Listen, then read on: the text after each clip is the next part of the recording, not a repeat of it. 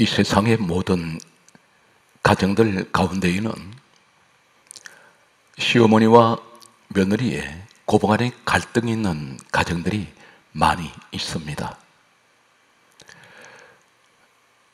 이 세상에서 가장 아름다운 시어머니와 며느리가 있습니다. 오늘 본문에 소개하는 이 두 여인은 몰락한 친정 가문을 명문 가문으로 만들고 또 시집을 간 시댁을 몰락해버린 이 시댁의 가정을, 이 가문을 명문 가문으로 일으킨, 양쪽 가문을 다 명문 가문으로 만든 특별히 한 며느리가 있습니다. 이 며느리가 성경 룻기서에 기록되어 있는 룻이라는 여인입니다. 이 여인은 시어머니 나오미가 있습니다. 이 나오미에게는 며느리가 두 명이 있었는데 오르바라는 며느리와 룻이라는 며느리가 있습니다. 이 룻은 나오미의 둘째 며느리입니다.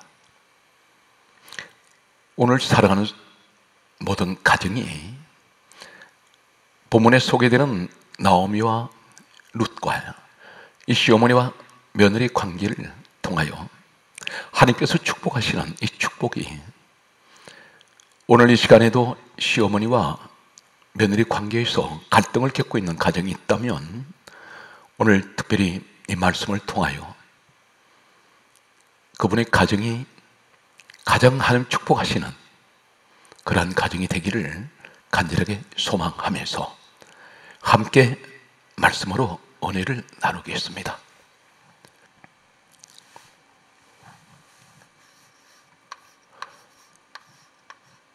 룻기 1장 1절에는 다음과 같은 말씀이 기록되어 있습니다. 사사들의 치리하던 때에 그 땅에 흉년이 드니라. 베들레헴에 살던 한 사람이 아내와 두 아들을 데리고 모압 지방으로 가서 거류하니라. 룻기 1장 1절은 이렇게 말씀하고 있습니다. 베들레헴에 살던 사람이 있었습니다.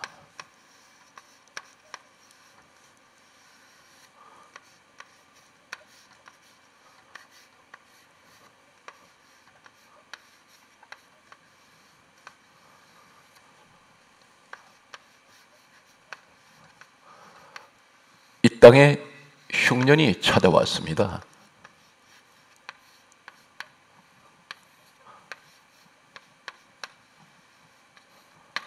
모압이라는 지방으로 이주를 했습니다.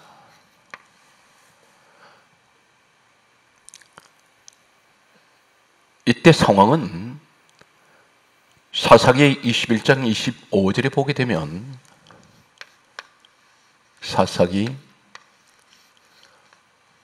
21장 25절 말씀에는 이때 시대의 상황이 그때에 이스라엘의 왕이 없으므로 사람이 각기 자기 소견에 옳은 대로 행하였더라 말씀합니다. 이 시대에 왕이 없었습니다. 왕이 없는 이 시대에 사람이 각기 자기 소견에 옳은 대로 행하였더라 그렇게 말씀하고 있습니다. 성경 말씀을 계속해서 참고로 보면 사무엘상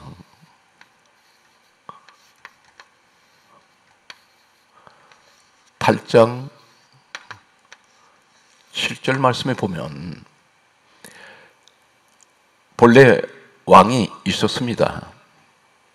그 왕이 누구입니까? 사무엘상 8장 7절에는 다음과 같은 말씀을 하고 있습니다.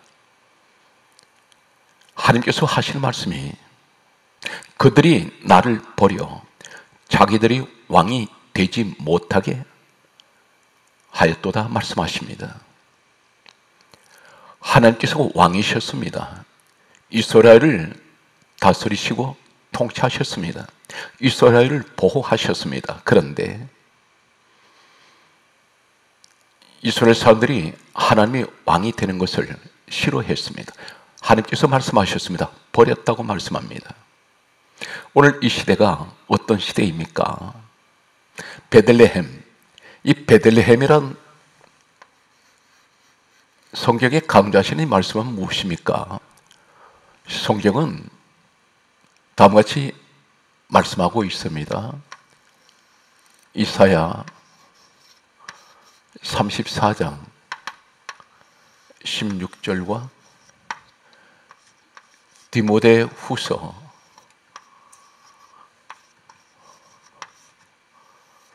3장 16절 말씀에 보면 너희는 여호와의 책을 읽어보라. 이는 여호와의 입이 이를 명령하셨고 성경 말씀을 하나님께서 기록하게 하셨습니다. 디모데 후서 3장 16절에는 모든 성경은 하나님의 감동으로 기록이 되어 있습니다. 하나님께서 기록하게 하신 말씀 가운데 이 룻기서의 말씀이 기록되어 있습니다. 베들레헴이라고 말씀하셨습니다. 베들레헴에 흉년이 찾아왔습니다. 베들레헴은 떡집이라는 의미를 가지고 있습니다. 떡집.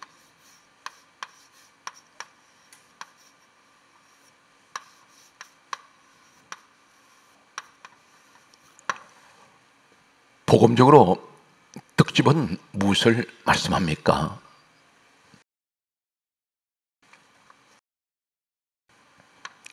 요한복음 6장 48절에서 51절 말씀에는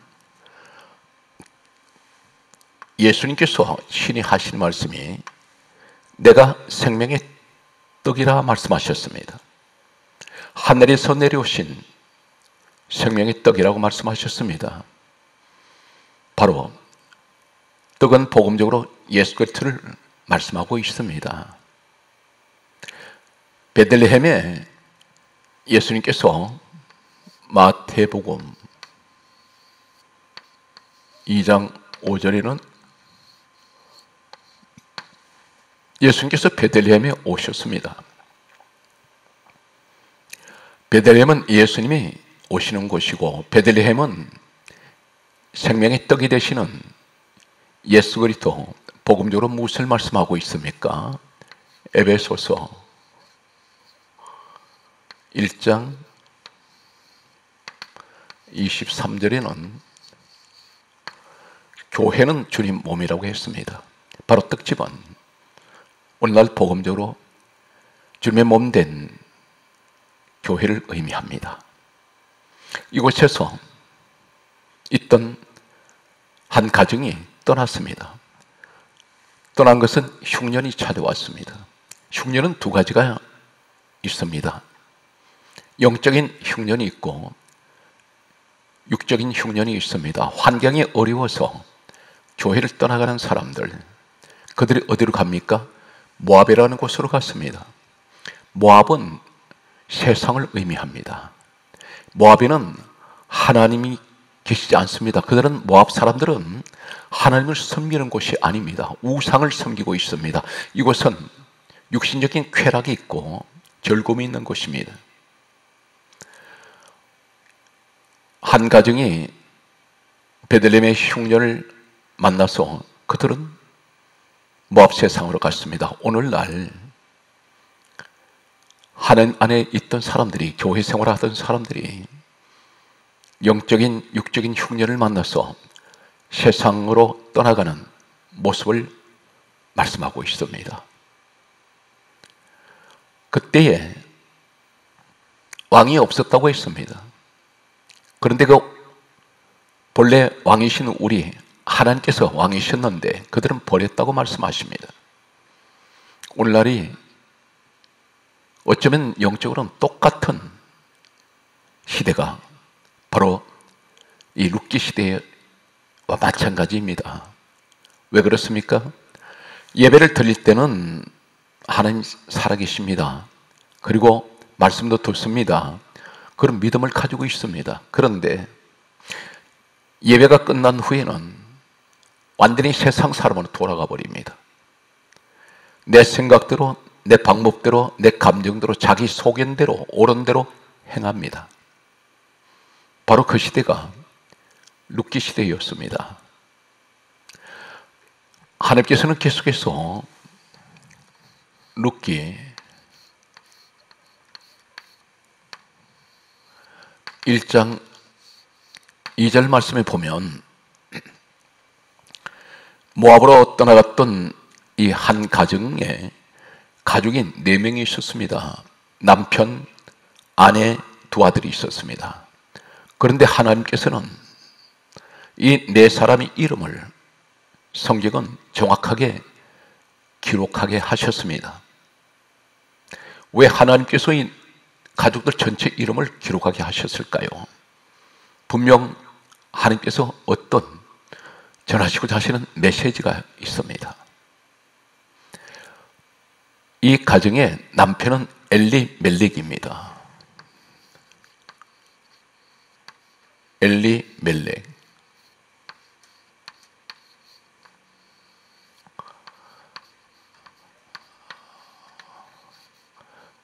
이 이름의 뜻은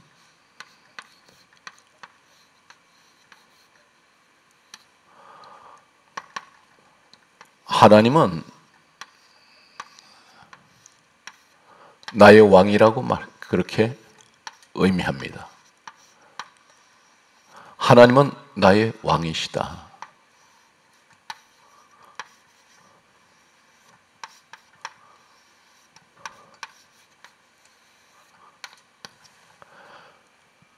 엘리멜렉이라는 이 남편의 이름은 하나님은 나의 왕이시다라는 의미입니다. 그런데 이 사람이 세상 모압으로 가버립니다. 베들레헴에 있을 때는 하나님은 나의 왕이시라고 했던 이 사람은 하나님을 버리고 떠나갔습니다. 그 부인은 나오미라고 기록되어 있습니다. 나오미.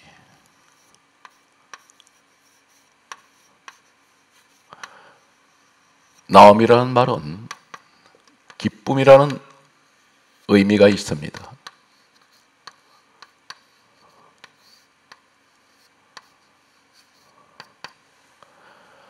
그런데 이 여인이 베들레헴에 있을 때는 기쁨이었습니다. 그 이름에 주는 의미가 기쁨인데 베들레헴을 떠나서 모압으로 갔을 때 그의 이름은 바꿔집니다. 룻기 1장 20절에는 마라라는 이름으로 바꿔집니다. 마라는 괴로움, 고통이란 의미를 가지고 있습니다. 기쁨이 변하여 고통, 괴로움으로 바꿔지는 인생이 되었습니다. 2 아들이 있습니다. 말론이라는 아들이 있습니다. 말론. 이 뜻은, 이 말론이라는 뜻은 히브리어에는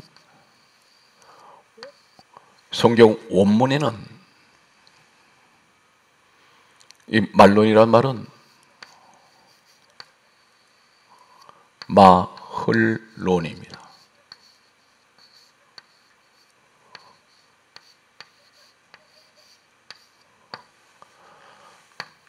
마흘론, 이 말이 번역에는 말론입니다. 그런데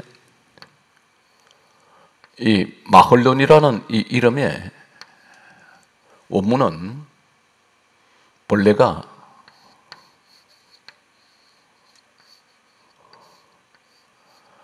이 이름의 어근이 할라에서 유래가 되었습니다.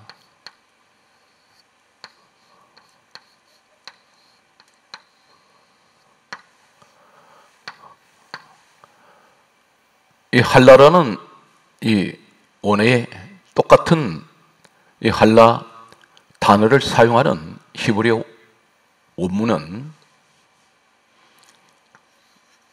열왕기상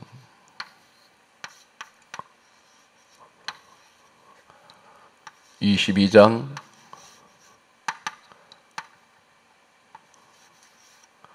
34절에 보게 되면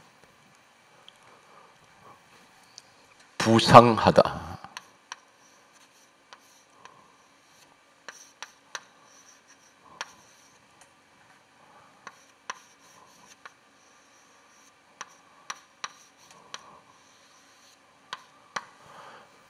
이 말씀은 말론이라는 히브리어 원문은 마헐론, 이 마헐론은 할라에서 유래가 되었습니다. 그런데 이 할라라는 말씀이 열왕기상 22장 34절에 부상당하다입니다. 이 사람은 어떤 사고로 부상을 당했습니다. 그런데 같은 할라 하는 말씀을 사용하고 있는 또 다른 성경 말씀을 보면 역대하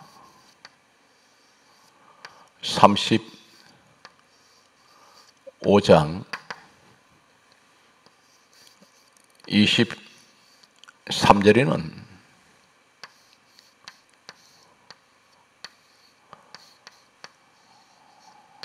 중상을 입었다.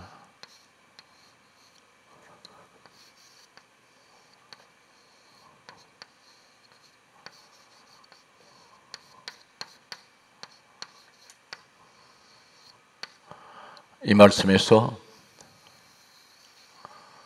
중상을 입었다, 이 말씀이 할라입니다.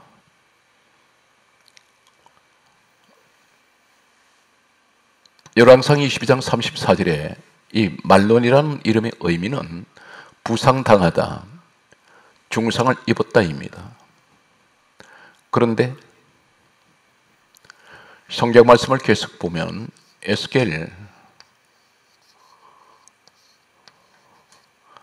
34장 4절에 보게 되면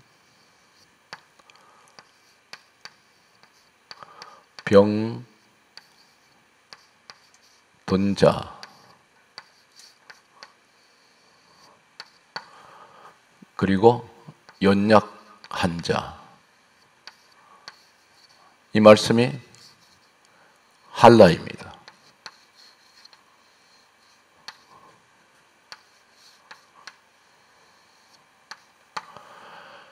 한마디로 말로는 그 이름은 질병입니다.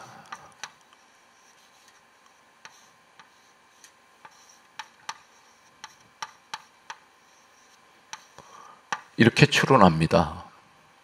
말론이라는 이 아들은 마헐론, 원문이 마헐론은 할라에서 유래가 되었는데 열왕기상 22장 34절에 부상당하다, 할라입니다. 역대하 35장 23절에 중상을 입었다, 할라입니다. 에스겔 34장 4절에 병든 자, 연약한 자가 할라입니다. 다시 말씀드려서 이 말론이라는 이 아들은 어떤 사고로 인해서 부상을 당했는데 중상을 입었습니다.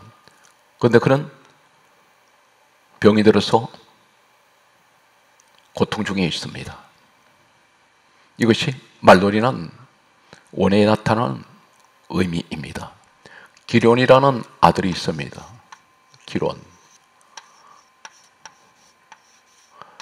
이 기론이라는 아들은 쇠약하다, 쇠약하다, 파멸하다, 그러한 의미가 있습니다.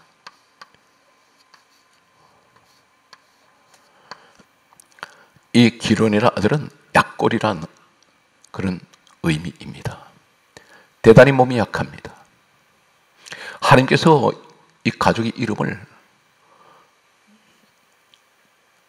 낱낱이 기록하신 것은 하나님을 떠나가는 인생들, 예수 그리스도를 떠나가는 인생은 반드시 그들은 이러한 결과가 기다리고 있다는 것입니다. 하나님 나의 왕이십니다 고백했던 그가 떠나갈 때는 세상 모습으로 돌아가 버린 모습, 하나님 안에만 있을 때만 하나님은 나의 왕이었습니다. 나오미는 베들레헴에 있을 때는 기쁨이었는데 떠나갔을 때는 그에게는 고통이 기다리고 있습니다. 괴로움이 기다리고 있습니다. 두 아들은 질병 가운데 있습니다. 고통 중에 있습니다. 그들은 약골입니다. 성경 말씀은 계속해서 보면 룻기서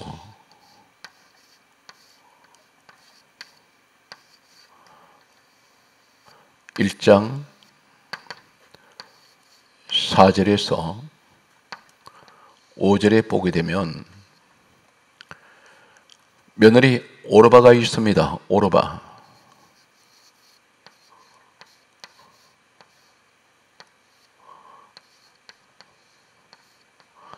오르바가 있고 룻이라는 여자가 있습니다.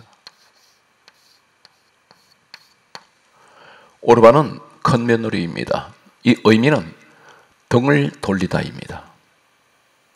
돌아서 갈 것이라는 것입니다.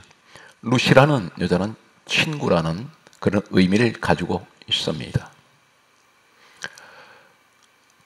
나오미는 가족들과 함께 모압으로 왔으나 성경은 모압으로 온 지 10년이 지나갈 때 남편 엘리멜렉이 죽고 두 아들이 죽었습니다.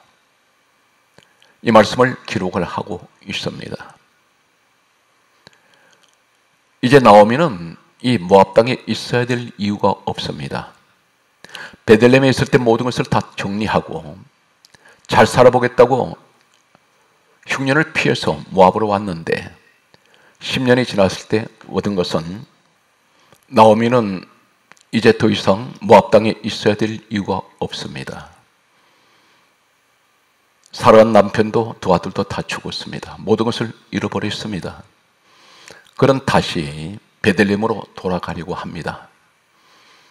마지막 죽기 전에 고향 베들레헴으로 돌아가서 죽기를 원했습니다. 베들레헴으로 돌아가면 떠나올 때 모든 것을 다 정리하고 왔기 때문에 돌아갔을 때 기거할 수 있는, 거처할 수 있는 땅 한 평이 없습니다. 그를 기다리는 사람도 없습니다. 나이는 많아서 몸은 늙었습니다. 아무도 그를 복양해 줄 사람이 없습니다. 이곳에 돌아간다고 해서 아무것도 보장이 될 것이 없습니다. 대를 이을 자식도 없습니다. 그는 이제 돌아갑니다. 돌아갈 때에 두 며느리가 따라옵니다. 두 며느리가 따라오는데 이 며느리들은 룻기서 1장 4절 이하의 말씀을 보면 모압 여자들입니다. 이 모압이라는 곳은 어떤 곳일까요? 모압은 창세기 19장 31절에 보면 소돔성에 살고 있던 롯이라는 사람이 하나님께서 소돔성을 유황불로 심판하실 때에 이 롯은 두 딸과 함께 피신하여 굴 속에 숨었습니다. 그때 두 딸이 아버지에게 술을 먹여서 동침을 하자고 말합니다. 그래서 큰 딸이 먼저 아버지에게 술을 마시게 한 후에 동침을 하게 됩니다. 친아버지와 친딸 사이에서 태어난 아들이 모압입니다. 근친 상간으로 태어났습니다. 둘째 딸은 아버지와 동침하고 난 후에 암몬이라는 아들이 태어났습니다. 이 모압이라는 이 민족은 시작이 근친상간으로 시작된 가장 불행한 이 가문이라고 할 수가 있습니다. 그 가문에서 오르바와 룻이 그 자손입니다. 성경 말씀은 이렇게 기록하고 있습니다. 신명기 23장 3절 말씀에 보면 암몬 족속과 모압 족속은 여호와의 총회에 들어오지 못할 것이요 말씀하셨습니다. 룻기 1장 7절과 8절 말씀에 보면 두 며느리가 시어머니를 따라가려고 했습니다. 그때에 시어머니 나오미가 이렇게 말합니다. 따라오지 말라고 말했습니다. 여기에는 두 가지 이 나오미는 생각하고 있었습니다. 먼저 베들레헴으로 돌아간다는 것은 유대 땅입니다. 이곳은 하나님을 섬기는 땅입니다. 그곳은 여호와의 총에 들어오지 못할 것이요, 이 말씀과 마찬가지로 하나님 나라에 들어올 수가 없습니다. 이들은 근친상간이라는 이 조상이 지은 죄로 인해서 이 모압 족속은 개, 돼지 취급을 받는 그런 이방인입니다. 그리고 그들은 우상을 섬기고 있습니다. 예수님 이 땅에 오셨을 때 그 당시에도 이방인들을 가리켜 개나 돼지로 그렇게 취급을 했습니다. 그들이 유대 땅으로 들어오면 돌에 맞아 죽습니다. 율법에는 이러한 사람들이 들어오면 돌로 치게 되어 있습니다. 여호와의 총에 들어오지 못한다고 했습니다. 그래서 나오미가 따라오지 말라고 말합니다. 또 한 가지 이유는 그들이 베들레헴에 설령 같이 간다 해도 그들이 행복하게 해줄 수 있는 보장이 하나도 없습니다. 돈이 없습니다. 땅이 없습니다. 보호해 줄 사람이 없습니다. 이런 상황에서 나오미는 이 두 며느리가 따라오는 것을 따라오지 못하게 했습니다. 그런데 룻기서 1장 14절에 보게 되면 오르바는 큰 며느리는 돌아갔습니다. 그런데 둘째 며느리 룻이 붙쫓았더라, 이렇게 기록되어 있습니다.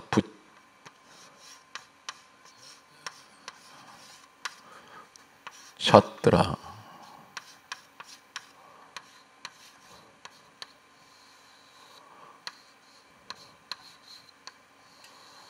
이렇게 기록하고 있습니다. 이 말씀은 히브리어에는 다바크입니다. 다바크.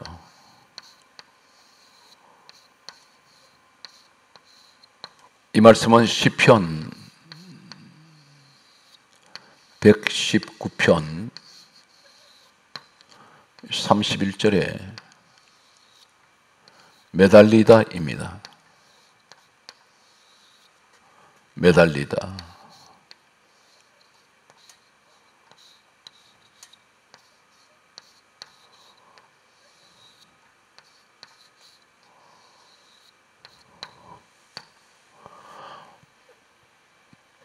이 여인이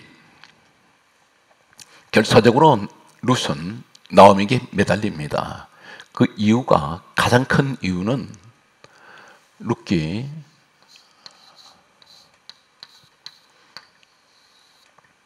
1장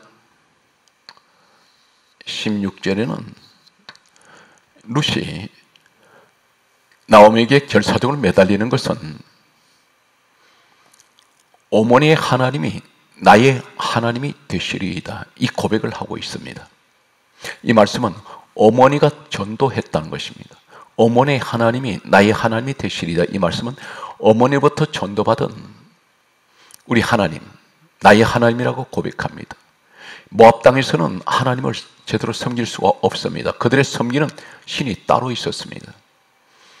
그는 베들레헴에 돌아가면 어쩌면 누구한테 돌을 맞아 죽을지도 모릅니다. 그럼에도 그는 그곳에 가야 될 이유는 하나님을 사랑하기 때문에, 하나님 섬기기 위해서, 하나님을 예배하기 위해서 그곳으로 가려고 합니다. 나오미 가정은 베들레헴을 실어서 떠났는데 이 룻은 베들레헴으로 가고 싶어 합니다. 그곳에 가도 아무런 보장이 없습니다. 아무런 육신적으로 행복할 수 있는 것이 아무 조건이 없습니다. 그는 어쩌면 돌에 맞아 죽을 그런 순교자가 될지 모릅니다. 그러나 그는 육신에 어떤 고통이 있고 환난이 있어도 하나님을 섬기고 싶은, 하나님을 예배하기 위해서 그는 세상 모든 악조건을 초월하고 하나님만 바라보고 나아갑니다. 이 나오미와 룻은 베들레헴으로 돌아왔습니다. 기갈 곳이 아무것도 없습니다. 그런데 이 룻은 나이 많은 시어머니를 정성껏 봉양을 하고 섬기기 시작합니다. 이 사람은 다른 사람들이 추수하고 난 뒤에 밭에 떨어져 있는 보리삭을 주워서 어머니를 봉양을 했습니다. 때로는 보리삭을 많이 주스면 끼니를 이어가는데 어떤 때는 보리삭을 제대로 죽지 못했을 때는 어머니는 끼니를 마련했더라도 이 며느리는 굶어야 했습니다. 성경에는 놀라운 말씀이 있습니다. 룻기서는 1장부터 4장까지 되어 있는데 이 4장까지 독특한 단어가 있습니다. 그 단어가 내 딸아 하는 이 단어가 내 딸이라는 이 단어가 10번 기록되어 있습니다. 내 딸아. 그런데 이 내 딸아 이 말씀 가운데 9번이 시어머니가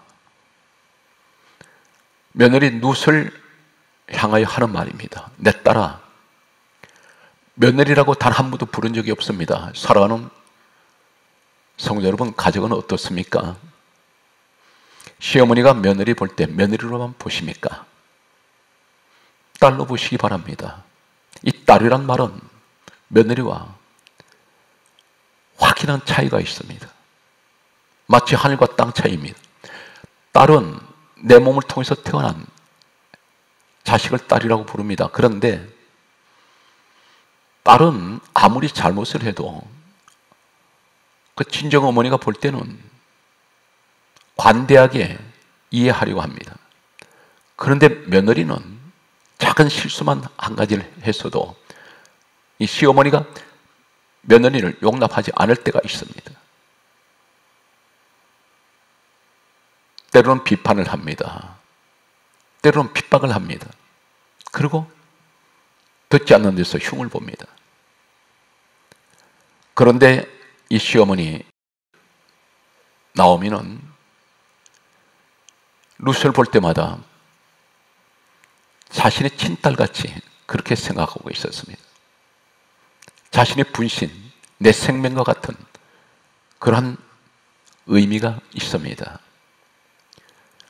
이 가정이 바로 여러분들의 가정이 되시기 바랍니다. 하나님은 누구를 축복하십니까? 며느리를 보고 내 딸이라고 부르는 이 나오미의 가정은 하나님께서 이 두 여인을 통해서 몰락한 이 룻의 가정, 부끄러워서 조상들의 지연죄로 인해서 얼굴도 털지 못하는 그런 가문을 명문 가문으로 세우시게 되고, 이 나오미의 가정이 무너져버린 이 가정에 명문 가문으로 세우시는 하나님께서 오늘 말씀하시는 기록된 말씀이 있습니다. 한 번은 10번 가운데 한 번은 누가 내 딸이라고 부릅니까? 이 룻을 가리켜 바로 훗날에 룻의 남편된 보아스입니다. 보아스 남편이 자신의 부인을 가리켜 내 딸이라고 하는 말은 당신은 남남끼리 만난 관계가 아니라 당신은 내 혈육이고 내 같은 몸이라는 것입니다. 그러한 마음으로 이 룻을 시어머니 나오미가 사랑했고 남편 보아스가 사랑했습니다. 이 사람이 받은 축복은 어떤 축복입니까? 성경 말씀을 보면 룻기 4장 21절 말씀을 보면 보아스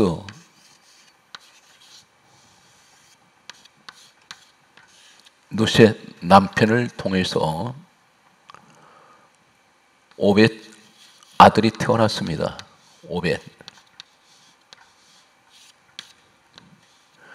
오벳을 통하여 이새가 태어났습니다.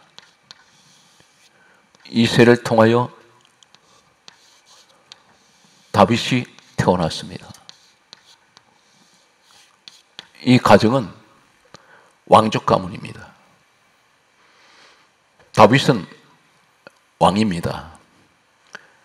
룻은 보아스 남편과의 사이에서 오벳을 낳았습니다. 오벳은 이새를 낳았습니다. 이새는 다윗을 낳았습니다. 룻은 다윗 왕의 경조 할머니가 됩니다.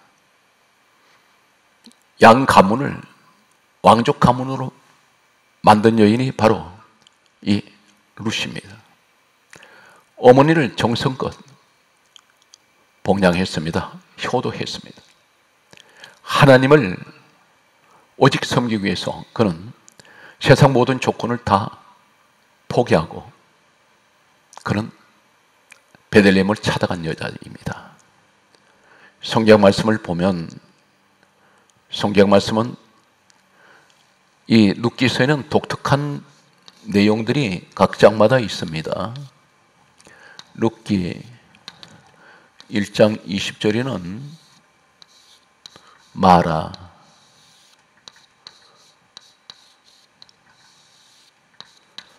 2장 2절에는 은혜, 3장 1절에는 안식,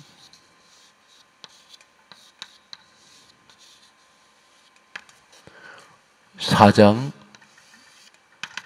14절에는 찬송,